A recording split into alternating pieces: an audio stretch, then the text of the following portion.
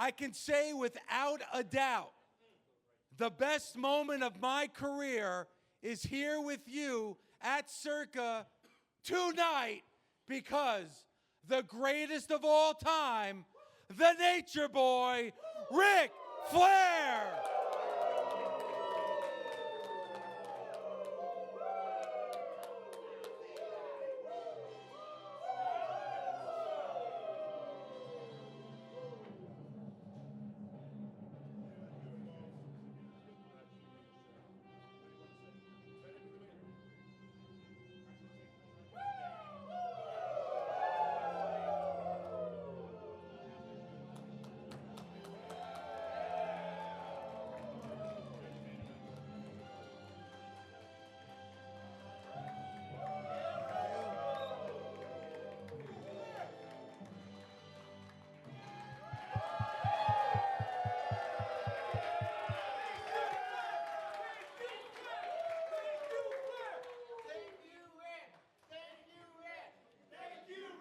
Thank you. Thank you, Ric. Thank you, Ric. Thank you, Ric. Thank you, Ric. Thank you, Ric. Thank you, Ric. All right. Thank you. All right. So without further ado, welcome to Busted Open's Masters Class. All right. How are you, Ric? I'm great. Glad to be here. Oh, so happy to Honored. be here. Thank you. I mean, this Masters Class is all about promos, and I don't think there is any doubt that the greatest promo man of all time is you, Ric. Well, thank you. I tried. Thank you, sir. David, maybe we should call this the Jedi Masters Class, because we have the Master of the Ring, the Master of Promos, Ric Flair. This is like Mount Rushmore. Yeah, I mean, there's no bigger, there's no better. So this should be the ultimate Jedi Masterclass. There's no bigger that we could do with Ric here. So, yeah, man, this is our Space Mountain. It's awesome. You're right. No, you're right. It wouldn't be. We are on top of the world, right here on the top of Circa. Thank you very much. It wouldn't be the Mount Rushmore. It would be Space Mountain. Like, that's what it would be called. It wouldn't be called Mount Rushmore. No, this ain't Space Mountain. Everybody still got their clothes on. Please don't get me canceled again. Ric, when you talk about promos, I mean, there's nobody better than when you had the microphone in your hand. So, Yeah, but it's because I was allowed to say what I thought, and I, much to my dismay sometimes, I actually lived everything I said. It's one of the reasons I've been divorced 4 times. That 18 to 28 bullshit at the Marriott did not work out. No boyfriends, no husbands. Why are you saying that? You give us a raise, honey. It's no big deal. Where's your wedding ring? I don't know. Forgot the words. so for you, Ric, like, as you hear stories and pro wrestling in 2025, we as fans, we don't know what's scripted, what's not scripted. But for you, when did you come up with the promos that we would see on TBS at 6:05? I'd be in Buckhead the night before, and I'd come in at 5 o'clock, take a shower, and go to TV. And I just basically, it's a gift. To be honest with you, I just thought of it on the fly, and was really motivated by Dusty. I think Dusty and I, we both argued about who could get to follow each other. Does that make sense? Yep. Because I wanted to hear what he had to say. And I mean, make no mistake, Dusty was a class act and could really talk. Roddy Piper the same way. So I'm honored that you guys hold me in that league. But it just came to me natural, So custom-made clothes, diamond rings, Rolex wearing, I don't know. Having a hard time holding these alligators down. I don't know where I got that shit from. So I'm curious, because we've now seen NFL players hockey players, NBA players, speaking lines from promos that you made in 1984, 1985. Yeah, I know. So how does that make you feel when you hear that? It makes me thankful that they have YouTube and that you're able to go back and look at the things in the past. You know, it's a different world now. We traveled. The difference now is that even with the two companies, the guys only get to travel, you know, with the people that they work with. Does that make sense? Yeah. Where I was traveling around the world and really living experiences by myself that I could tell you stories you wouldn't believe, but it was all fun. And then I would get to a microphone and I'd have to make sure it was PG, but I just would tell a story. And like the Space Mountain thing, you know, I said, because it's true, 85 goes right through Atlanta, right into Orlando, right? So I said, I just thought about one day, I said, that'd be cool. So I said, to all you girls that are headed to Orlando to ride Space Mountain, you can pull over at Riverdale Road at the Marriott and you can ride it for free.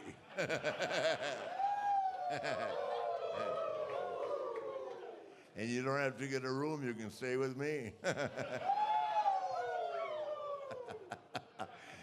Who comes up with that shit? I don't know. Hey, Rick, was there anyone who ever got you or stopped you in your tracks when you had a microphone, if you're having, because you would sell it like somebody shut you up and then you were like, had to think about it, but then normally you threw a punch, they blocked it. I got this all the time. Yep. But, yeah, Jay, class act too. What a great guy he is.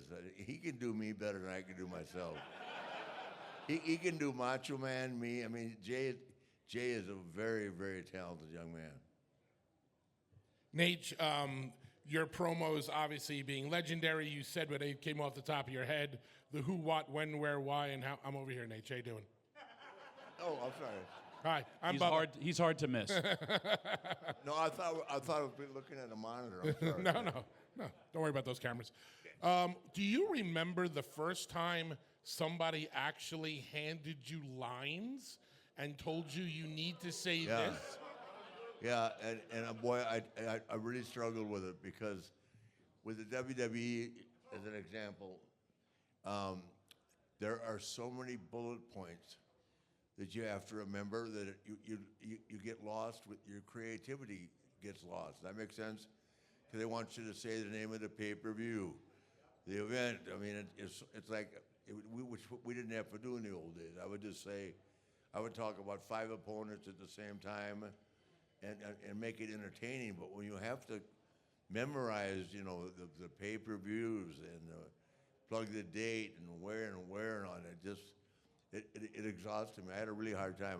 I mean, I drove Ed Koski crazy. He'd say, please, just say what they wrote down. Don't say one thing, God. I mean, and boy, you know, everybody, you walk back into Gorilla, they call that the production area. Either Vince was like this or he was like this.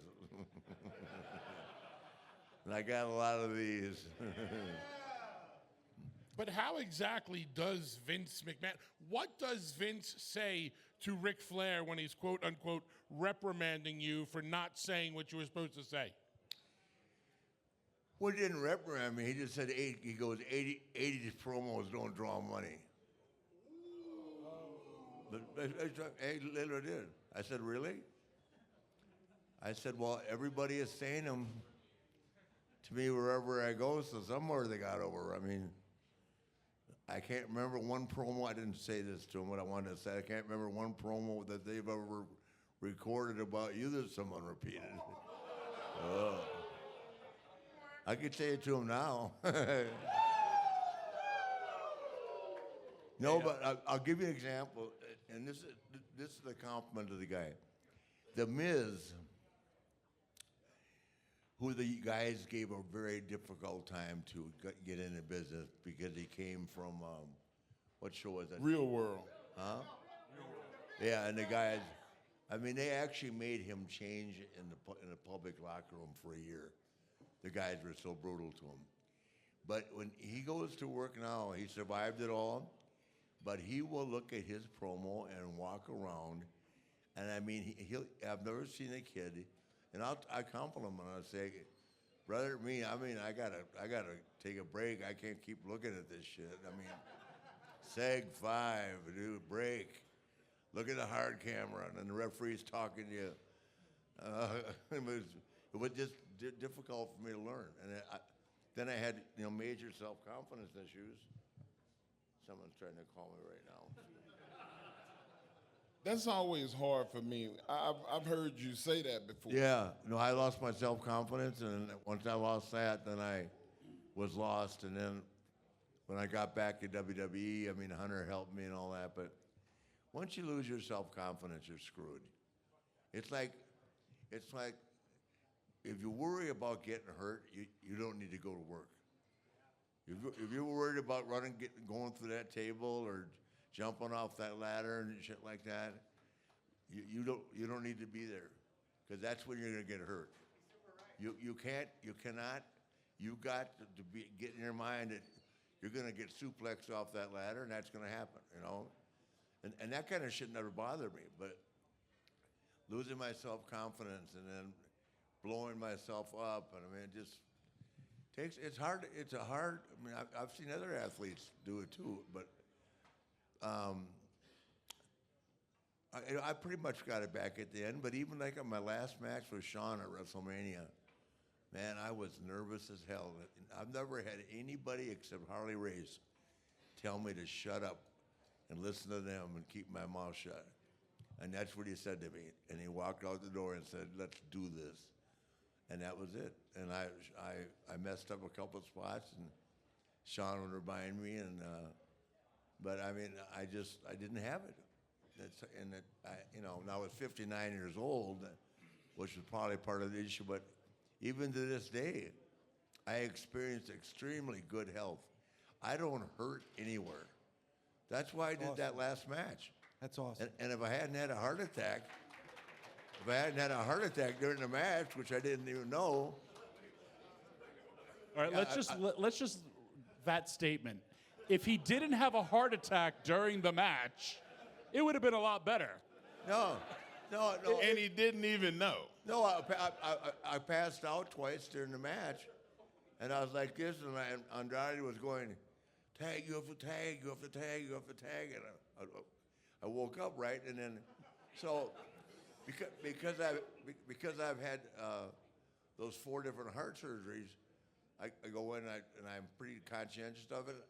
I finally had what's called a calcium score, which I'd never done before, of all the tests I've had. And this is a year ago. The doctor said to me, they give you all the tests and all that, and they tell you, Jesus, Chef Barry, calm down. No, he said to me, he said, "How do you feel?" I said, "I feel great." "Why?" He said, "Your calcium score is 800. Normal is 250. Damn. He said, "You've had a heart attack in the last 2 years." And he said, "Have you been sick?" I said, "No." I said, "I passed out in this match that I had in Nashville." He said, "That was a heart attack." And all I did was go back in the locker room, drink 2 bottles of Gatorade, and went out and drank with Kid Rock all night long. I didn't feel it. That makes sense? What does your doctors tell you now? Like, I'm an old ass dude. Well, the reason I'm not on TV now is that Tony didn't know I was on blood thinners. And I've been on blood thinners because I had a real bad blood clot in my leg at one time. And that's why like Tony, when at Sting's last match, man, I had already made a blade. I was ready to go. He said, "No, I don't want you doing nothing." Hey, Dr. Flair, I make blades for all the guys in the old days, okay? "Rick, make me a blade." "Okay." "Get me a scissors and some Johnson & Johnson tape." What are you talking about? Hey, I don't know. I don't understand. I've wrestled some guys over the years. If I couldn't cut myself, man, we weren't going to make it through the match. Jesus. You try wrestling Rufus R. Jones for an hour. Whoa. Love you, Rufus, but brother, that's a long haul Broadway. Or Bulldog Bob Brown. Oh, man. Can I just recap some of the things that this man has said for a second? If you really think of how much he loves this business and how much he loves you, he's literally willing to blade while he's on blood thinners. Another part of him, I remember when he came back to WWE, Bully was there. I don't know if Mark was there. We were on Raw. And we're all marking out because Ric Flair is part of WWE. We did not know about his confidence issues. It speaks volumes to everybody listening and everybody here that the greatest of all time was going through something mentally, and none of us know it. And what he went out there and did when he had no confidence, when he's really at his lowest. No, I'll tell you how bad it was. I haven't told a lot of people this. When I had what's called agoraphobia. You know what that is? You're afraid of rhino? No, you don't know. Where you what? That You're was afraid of actually rhino. funny. No, Every no. once in a while, Hey, you're y'all funny. clap for that. That was what I... Tommy Dreamer made it funny. Agoraphobia. The later it gets, the more alive he becomes. That's a phobia of crowds, Agoraphobia right? Give me another is when you're espresso afraid martini. To leave the room. And I would get. It's when you're afraid to leave the room. There was a movie that Sigourney Weaver made years ago, right? Where you couldn't leave the room and all that. Yes. I had that, and I used to have to drive to the airport, and I'm biting myself because I couldn't feel my fingers, and then I'd be in the ring and I couldn't feel my hands. Anxiety is brutal. So what was the wake-up call? Who got to you and said, "You're fucking Ric Flair. You're the greatest of all time"? Who was that person that did that? Oh, 100 told me that. All my friends would say that. I mean, but it's still. Boy, I still haven't got. I mean, I'm very confident in my life right now and everything. But once you've had anxiety, little things can trigger it. You know what I mean? It's like now, for the first time in my life, I'm living alone, really, because Wendy and I, we still see each other, but I'm living alone. And I was telling someone last night that, like, what if I had a heart attack? And I actually think about shit like this. Because do you guys remember Swede Hansen? Yes. Yeah. Well, Swede in the 70s was watching TV, had a heart attack, and they didn't find her for 2 days. And he lived. But he lay there, and you can't move. But nobody. So I mean, I was just telling this story last night to the girl that I work with, and to my agent. I've never been alone, but I can't find a woman that can stand me long enough to live with me. Some of us not meant to conform, Rick. Apparently, I have issues. Here's the one thing I don't think people understand, and I get it. Unless you've ever suffered from anxiety, you will never understand how paralyzing it can be. Oh, no shit. And knowing how it could be in the ring, like you can have Shawn Michaels or Hunter or Randy Orton or anybody that you love or respect tell you, come on, you're Ric Flair, you're the best, you're this, you're that. It doesn't matter because the anxiety has taken over and has shut you down. Yes or no, Rick? Yes. Yeah. Is there anybody in here that's claustrophobic, that like small places mess with you? I got put in a fucking Claustrophobic? coffin. I got put in a coffin You got what? for 7 minutes. Got a coffin? Oh, with Taker? With Taker. Oh yeah. No, hey. And there's air in there. There's air in there, and there's air in this room right now. Yeah. But I could not breathe. And I jumped out of the coffin and had to run outside and see the sky for me to be able to go. Yeah, I called weak Mark and about to pass out. I said, Mark, you can do anything you want to do, brother, but I ain't going in that coffin. And I never had to, thank God. But even when I've been arrested a couple of times, I've begged the cops, will you put the cuffs on me like this? And they go, Rick, they got to go behind your back. And I go, please. I've only been arrested twice, but I mean. Rick, I want to ask you.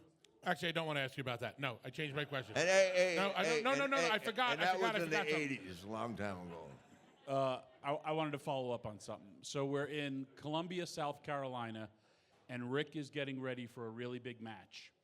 And I was just dressing where they're going to do this pre-tape. And he's looking at himself in the mirror, and he brings out the blue robe. And it was a really, really big match. And if you go and look at his book, it's on the back cover of his book of Triple H and Bully are holding Rick. And I'll never forget this moment. And I'm watching it, and he starts to well up, and I'm literally looking at him, and I become a 13-year-old child. And I'm like, that's the Nature Boy. That's Ric Flair. And after he cuts his promo, and he just adjusted his robe and like his chest, and I was like, this is the man that I grew up on. And he was probably touching 60. And I went to the proper channels. I said, Sean, you have to see this promo. This is a massive night for this man. He goes out, he main events Monday Night Raw. And without him knowing, we hit the ring. Me and Bully picked him up. That was Greenville. Okay, I'm sorry, When I wrestled- Greenville. when I wrestled apologize. Triple H. Yes. Yeah. Tommy got hit a lot, y'all. But it was such a special moment for me to witness. And I went through the proper channels, and then we had all the boys to celebrate our love for Ric Flair. And me and Bully pull him up on our shoulders. And right before he goes, because somebody told him that I said that. And he's like, thank you, Tommy. And it meant so much to me. My father was sick, and we all have this connection, right? My father had 5 masters. He said, I don't know, because we went to Night of Champions, where me and Dave were. And he said, him and Rick Steamboat, he said, I don't know what the rest of those guys did, whether it was real or not, but what this man did was real. And he made a man who had 5 masters believe. And when I think of my dad, I think of that moment. And then for me to give him that moment, and then right before I pick him up, he's like, thank you, Tommy. I know this was you. It meant the world to me as a fan for what this man has done for all of us. And I know I get emotional because, hey, we're all in this room because we're connected. And this is a guy, and I hated him because Dusty Rhodes was my hero. But in that moment, I realized his greatness. And then to top it off, on the book, me and Bully picked him up. And then on the book, Triple H said, hey, pick him up again. And I took the picture, and it's Bully and Triple H picking up. I do the job even in his This book. shit, can you? Now, But for Rick, let's again- tell the truth. It was my idea to pick him up. Again, man, if you think about, I can't even think about how many backdrops, hip tosses, how many times he abused his body night after night. Every time he comes on this show, I learn something new about somebody that I love and respect and have hung out with. And it's just like, yeah, I wrestled 9 times a week. One time I did 9 Broadways. That's 9 hours of wrestling. And how many bumps did he take? How many things did he do? With Ricky Morton. And he's still here. He's still a part of us, which is why we all love this guy, right? You know what? I did that twice. Twice on Saturday, twice on Sunday. I did that with Ricky Morton 2 weeks, and I did it with Steamboat 2 weeks. But with Steamboat, with those guys, it was easy because I had heat, and they were great baby faces. You know what I mean? Ricky Morton, to me, is one of the greatest workers of all time. Nate. And then you find out he was drinking all night the night before. Nate, one of the things that I find very interesting is every time that we talk to you, everybody always talks about you and Dusty, and you and Steamboat, and you and Funk, Harley, right? and Funk or Harley. Yeah. But you always talk about Ricky Morton. Yeah. Like Well, I hear you Rick- bring up Ricky Rick- Morton's name more than just about anybody else. Ricky Morton, because they didn't think Ricky, they thought he was too small, that he wouldn't draw with me. We sold out everything, man. We did that thing. We did the same kind of thing where, I don't know if you guys know the story, but the first time I worked with Steamboat. We went and worked a match and all that, and it didn't do that well. So then I had him tear off my clothes and all that on TV back in the 70s. And of course, I had a big ball of socks in my underwear. So.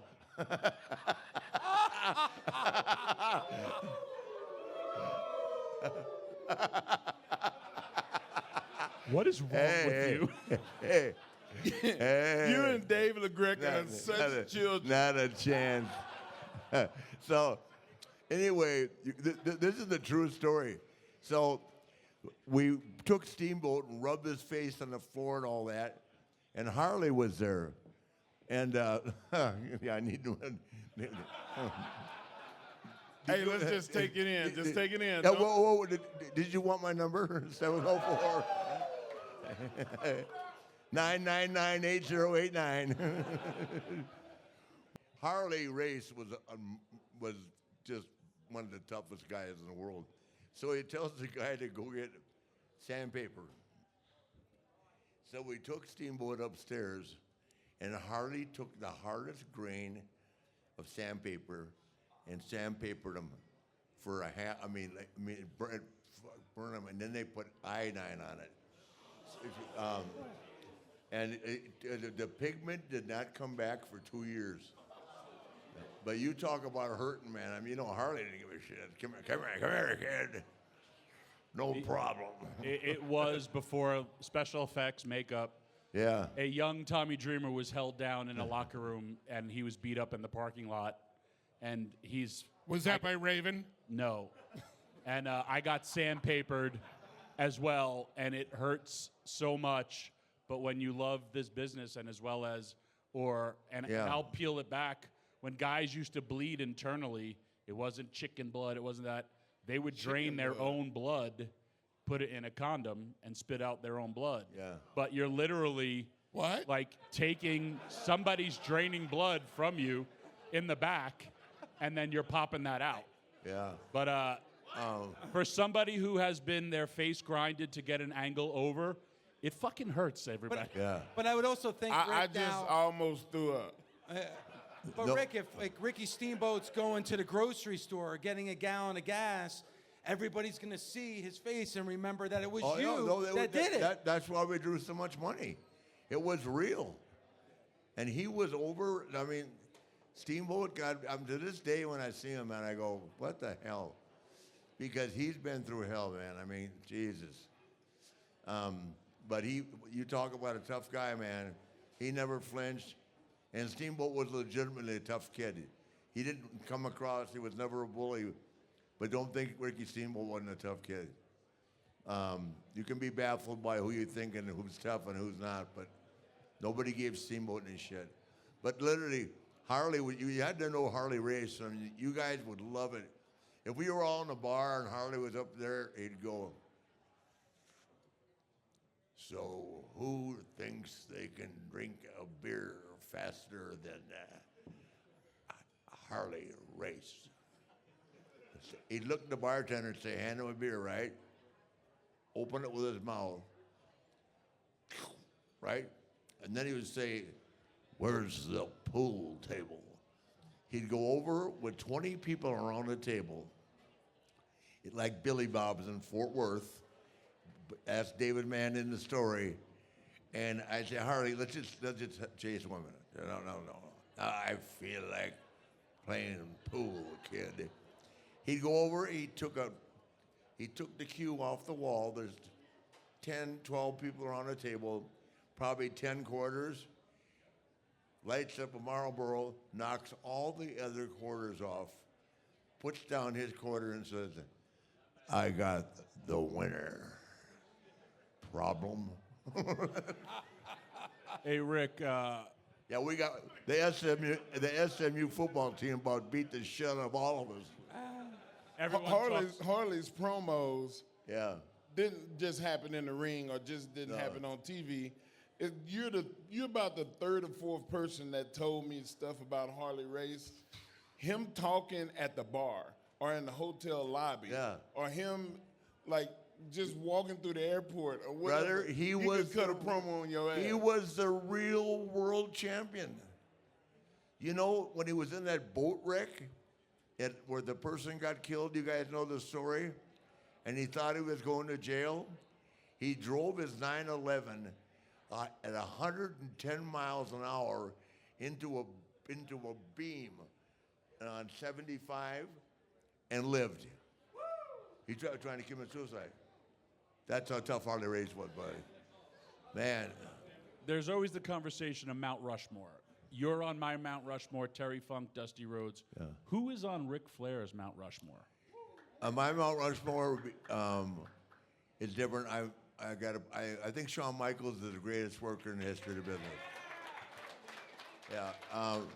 I would go Shawn, Undertaker, Steve Austin, and no, I don't. Yeah, a Hulk for sure, but you know, and I said it before. Steve Austin, guys. I mean, if you guys knew what a great guy he is, and Steve's a tough kid too, and he's a regular guy. But man, he is the reason the WWE came back. Hell yeah! No, seriously, there were other components, you know. I love The Rock and Mick Foley and Triple H and all that, but that feud between Steve and Vince turned it around, man. When all those guys left, went to WCW, and Austin's the same guy. So I've got, I have what's that song I have on my voicemail? Kid Rock and Sheryl Crow. What's it called? Picture, yeah. So he goes, he called me, and I couldn't answer it. He goes, "What kind of pussy ass?"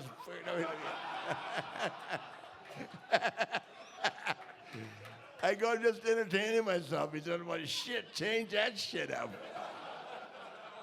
I'm gonna see him tonight. He can drink too, man.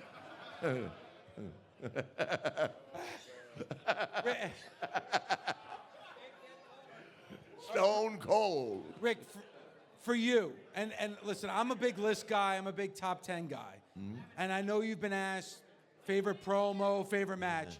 For you, what moment in your career are you the most proud of? The truth, the day my daughter won her first championship. I got to tell my airplane story real quick. The first time, because this has to do with Ric's past. The first time I got to work with Ric, super excited, obviously, blah, blah, blah. He puts me in the corner, and he chops me, and I completely no-sell. And I just look at him. I'm in the corner. I'm like, oh, I'm going to get chopped by Ric Flair. I'm going to get chopped by Ric Flair, right? He chops me, and I went, what the fuck? And I just looked at him. And I think he thought I was fucking with him. So he puts my arm back, wham, he chops me in there, and I looked at him again. I said, what do you have in your hand? I legit thought he had a brick or brass knucks or something. What people don't realize about Nate, he used to be a 300-pound power lifter. Yeah. His fucking hands are huge. Yeah.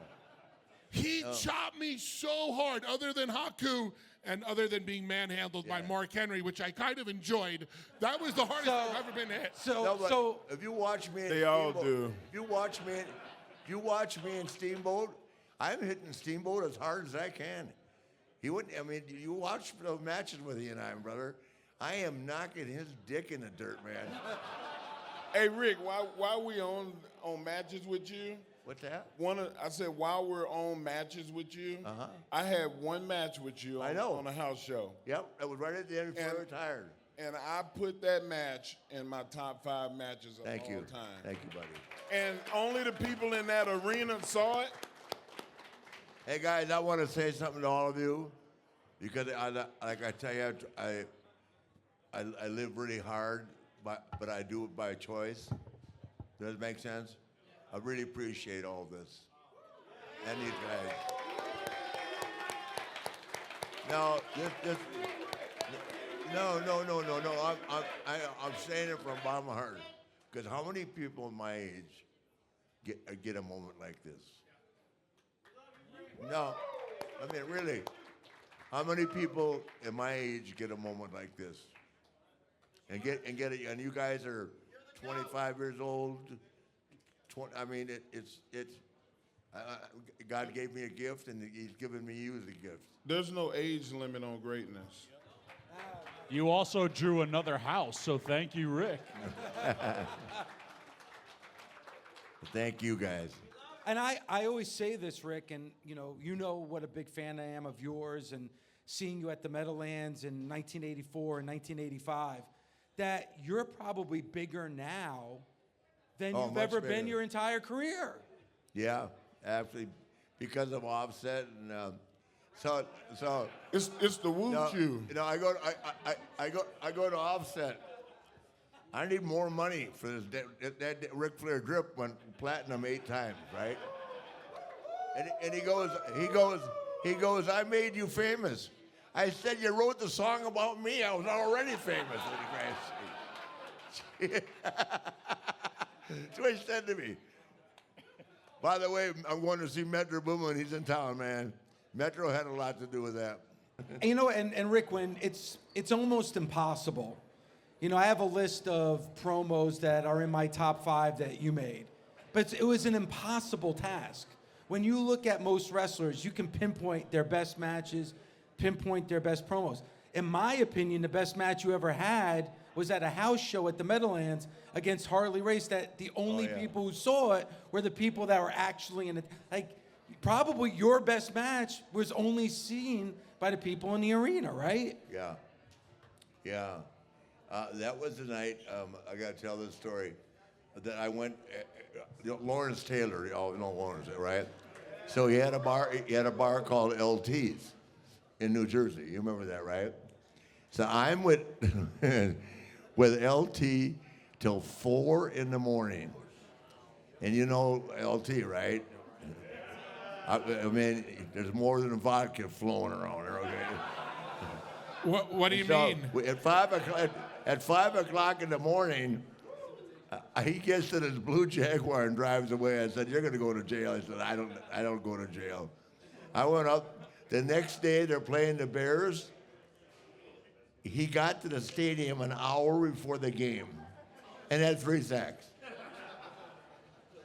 He's still the greatest. I mean, and I'm fortunate enough, and oh God, I've been lucky as hell. I'll be with Mike Tyson tomorrow, who I'm partners with. And you buying Ric Flair drip? I love how he just name drops Tyson. Oh yeah, I'll be with Mike Tyson tomorrow. Now we're partners. You know what? You're not going to be with Mike Tyson. Mike Tyson's going to be with Ric Flair. Damn right. All right. So what I did, Rick, is I put together, in my opinion, and again, I said it's impossible, my top 5 promos from you. So we're going to play them, and I'd love to get maybe a background or story or something about each promo. Can we do that? All right, so Paul. I'm the best. Whether you like it or not, you're looking at, the greatest wrestler. The best looking man. The best dressed man. Long limousines. Jet airplanes. Custom made clothes. You know why? Because my name's Ric Flair. And because I'm the world heavyweight wrestling champion. Let's face it, if you're not carrying the big gold, you're second best no matter what you tell yourself. So gear up, ladies and gentlemen. Get used to it in Ric Flair. Who you're looking at, the man. Woo! So that promo was on Nikita Koloff. You talked about Ricky. Now, Nikita Koloff, when he was facing you, he was only in the NWA for like a cup of coffee. And you had to do these matches with a big man, didn't have a lot of experience. Talk about Nikita Koloff. Actually, I like Nick, He was very green, I'd put it like that. But he's one of those guys, back in those days, if a guy had a really good physique, like they're finally inducting Luger, and I'm so happy for Luger tomorrow. But he didn't have time to learn the business. He had to learn on the fly because they just saw this big body, this big handsome guy, and well, all of a sudden he's a 4 horseman, and he's had 5 matches. You know what I mean? I wrestled him. I told the story on Busted Open. Hiro Matsuda and Bob Roop were booked in Florida, and they said, you're going to wrestle this kid for an hour. I said, oh, man, good deal. We were in Daytona, sold out, and Lex was like, he couldn't do a sunset flip.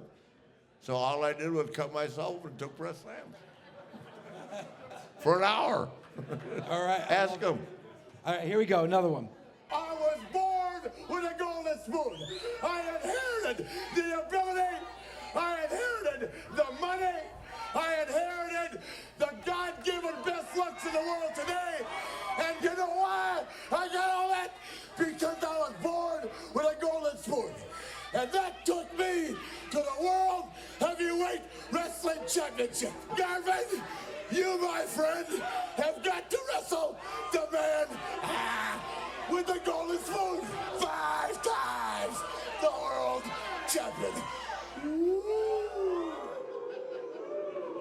1987, Ronnie Garvin. Yeah. Hands of stone, no shit, man. That's why the reason I don't have any blockage. Man, we used to smack each other, man. Ronnie hit me as hard as I hit him. God, great kid, great guy. All right, here we go. Another one. I'm going to tell y'all with a tear in my eye. This is the greatest moment in my life. When you walk around this world and you tell everybody you're number one, the only way you get to stay number one is to be number one. And this is the only title in the wrestling world that makes you number one. When you are the king of the WWF, you rule the world. Well, that's the story. That's when Jim Herd wanted to call me Spartacus, and I did. I tell you, it gave me a nervous breakdown. I cut my hair, and I walked through the airport. And nobody knew me. I said, "This is not fucking cool." Then he wanted to put a diamond earring on me and call me Spartacus. And Kevin Sullivan looked at Hurt and said, "Why don't you change Mickey Mantle's number?" You know what I mean? And it just cracked me. But the minute I got out of there, and I was going to drop the belt to Barry Windham. I said, I'll drop it to Barry, not on TV, no problem. Because he lied to me about money. So then I said, when back then you had to put a deposit down on the belt, 25 grand, and I'd had it, so they owed me like 34 grand. I said, give me the 34 grand, I'll give you the belt. He said, fuck you. I said, yeah, it ain't fuck me, watch this. Boom. All right, last one. I have to announce to you that I will never retire. I will only retire when I'm dead in this ring. Wow. Over my dead body, I've got too much juice left. Woo! I'm still enjoying. I love this business. I'm going nowhere. Thank you. Woo! Well, no, I lied. You know why? Because that girl that brought me the drink, she could kill me tonight. I love that. Nina, where are you, Nina? I wouldn't mind that at all. Hey, how does it make you... Nina, to the stage. Hang on. To the stage, please. How does it make you feel that all these men and women are literally reciting lines from you for promos that were in the 80s?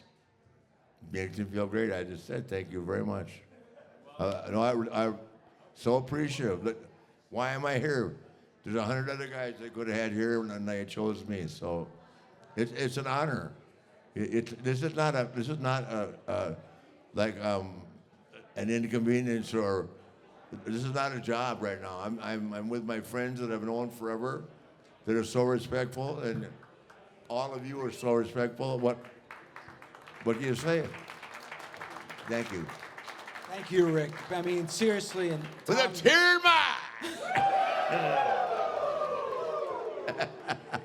You know that Riddle kid? Remember Riddle was a WWE for a while? The first time I met him, I went, I'm Ric Flair, nice to meet you. He goes, with a tear in my eye. Are you surprised that that's the promo that everybody can recite and because you did it for, you know, the NWA Championship, the big gold belt, the like that's the promo that everybody remembers.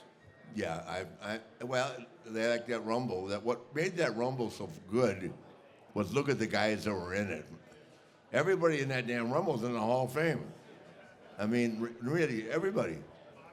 The who's who of the creme de creme at that time frame in the business were all there. Everybody from Sean to DiBiase, I mean, Hulk, Sid, I mean, everybody was there. Randy, Jake Roberts, and I never knew, was Taker in that? Yes. Oh, was he? Okay. But I mean, I didn't even know Jake Roberts said congratulations in the gym that morning. I said, on what? He said, you're going to win I said, I'm going to win the Royal Rumble? I said, no way. So I got to the building and Vince said, come here. Said, you're going to win. And I wanted to start crying because I had been so humiliated in WCW by Hurt. I mean, I swear to God, guys, when I cut my hair, I mean, I wanted to kill myself. Because it was my identity, you know what I mean? You know, and then everybody, it's just strange. But boy, but the minute I got off that plane in Stamford, Connecticut, Vince said, I don't give guarantees, I'll just tell you this, I'll make you more than you made down there. And I told him what I made, and I made 130 more. And I got to go to the big dance. Awesome. So, Nate, speaking of the and trust me, guys, this weekend right here, this WrestleMania stuff, this is the big dance. I mean, I think that these events are every bit as much and more entertaining sometimes than the Super Bowl, the World Series, the NBA All-Star Game. I mean, this is a huge deal. And you don't realize, I knew that a couple of years ago I heard, I can't remember what city it was in, but it generated $50 million of income for hotels and all that. I can imagine what here wherever, when the WrestleMania comes to your town, and now they're doing 2 nights, and both are sold out. I mean, come on, guys. They're making some cash. Nate, it is WrestleMania weekend. It is a big deal for us to have you here on Busted Open again. I know it's a big deal for our fans. There's something LaGreca has been talking about that would make this the biggest deal for him. So I'm just going to throw it out there. What's that? He's told me once or twice. I hope I'm not putting you both on the spot right now, but Dave LaGreca wants to take a chop from Ric Flair. I can't do it. No, all right. Don't do it. Can't want to do it. All right. No. Let Tommy splash you.